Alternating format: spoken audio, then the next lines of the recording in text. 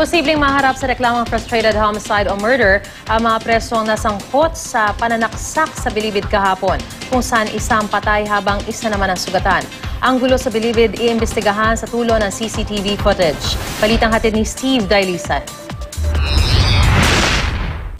8:15 ng umaga sa GIG Basketball Court ng Maximum Security Compound ng New Bilibid Prison, inundayan ng saksak ng inmate na si Enrico De Asis ang kapwa inmate at nooy naglalaro na si Nolfe Ladiao. Tama sa tagiliran ng tinamo ni Ladiao na kaagad isinugod sa NBP Hospital. Na-recover kay De Asis ang isang ice pick. Miyembro ng Sputnik Gang si De Asis, kabilang naman sa Batang City Jail si Ladiao. Agad daw ipinag-utos ang mandatory searching sa mga preso. Pag may nangyaring insidente, ang policy namin, padlock policy agad.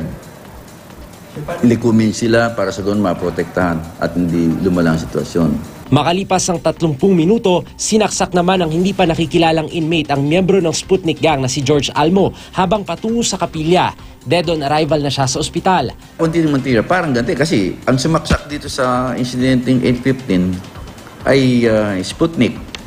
Di ba? Ang nasaksak dito sa pangalawang insidente ay 8:45 ay Sputnik.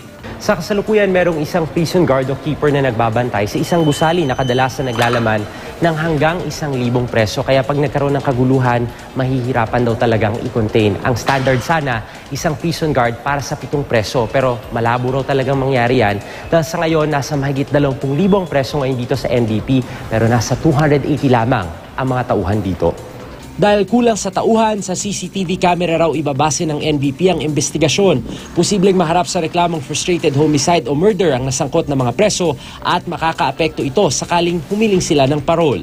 Pag-aaralan pa raw ng NBP kung maaari nang tumanggap ng dalaw sa Miyerkules, depende sa magiging asal ng mga sangkot na gang sa loob. Steve Dailisan, GMA News.